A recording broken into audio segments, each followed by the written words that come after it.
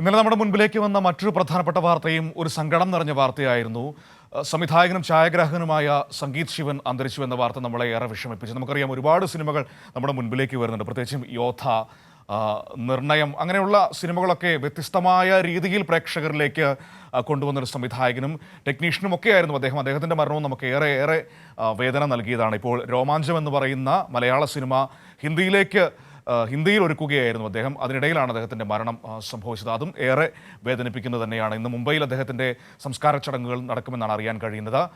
പ്രേംലാൽ മുംബൈയിൽ നിന്ന് നമ്മളോടൊപ്പം ചേരുകയാണ് വിവരങ്ങളുമായി. ഇന്ന് വൈകിട്ട് 4 മണിയോടുകൂടി സംസ്കാര ചടങ്ങുകൾ നടക്കുമെന്നാണ് അറിയാൻ കഴിയുന്നത്. പ്രേംലാലിനോട് ചോദിക്കാം എങ്ങനെയൊക്കെയാണ് കാര്യങ്ങൾ തീരുമാനിച്ചിരിക്കുന്നതെന്ന്. Premlal, good morning.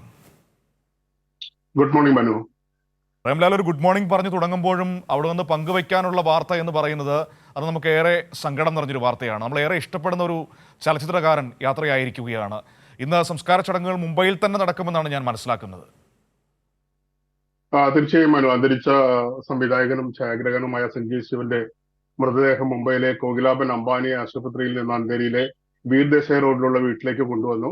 അന്ധേരിയിലെ മെറിഡിയൻ അപ്പാർട്ട്മെന്റിൽ പൊതുദർശനത്തിന് ശേഷമായിരിക്കും വൈകിട്ട് 4 മണിക്ക് സംസ്കാര ചടങ്ങുകൾ നടക്കുക.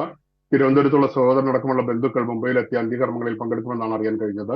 മരണ വാർത്തയറിഞ്ഞ മുംബൈയിലെ സുഹൃത്തുക്കളും സഹപ്രവർത്തകരും അടക്കം വലിയൊരു ജനാവലി തന്നെ താമസ സ്ഥലത്തും ആശുപത്രിയിലുമായി എത്തിയിരുന്നു. ബോളിവുഡിൽ നിരവധി ബന്ധങ്ങളുള്ള ചലച്ചിത്ര പ്രവർത്തകനാണ് സംഗീത് ശിവൻ. സണ്ണി ഡ്യോൽ, നിതീഷ് ദേശ്മുഖ്, തുഷാർ കപൂർ തുടങ്ങിയ പ്രമുഖർ സംഗീതിന്റെ ആകസ്മിക വിയോഗത്തിൽ അനുശോചനം രേഖപ്പെടുത്തിയിട്ടുണ്ട്. ബോളിവുഡ് ചിത്രവുമായി ബന്ധപ്പെട്ട് സംഗീത് വലിയ തിരക്കിലായിരുന്നു. 3 ദിവസം മുമ്പാണ് ശാരീരിക പ്രശ്നമുണ്ടാകുന്നത്. മലയാള സിനിമയായ രോമാഞ്ചത്തിന്റെ ഹിന്ദി റീമേക്കുമായി ബന്ധപ്പെട്ട ഡബ്ബിംഗ് ജോലി കഴിഞ്ഞ് മുംബൈയിലെ വീട്ടിലെത്തിയപ്പോഴായിരുന്നു ശ്വാസതടസ്സം അനുഭവപ്പെട്ടത്.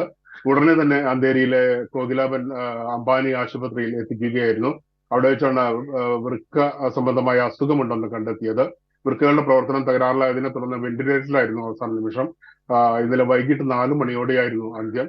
65 വയസ്സായിരുന്നു. ഏതായാലും 4 മണിക്കായിരിക്കും ഇതിന്റെ സംസ്കാര ചടങ്ങുകൾ നടക്കുക.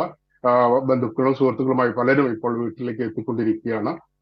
ബന്ധുക്കൾ തിരുവനന്തപുരത്ത് നിന്ന് എത്തിയ ശേഷമായിരിക്കും അന്ത്യകർമ്മങ്ങൾ നടക്കുക. മനു.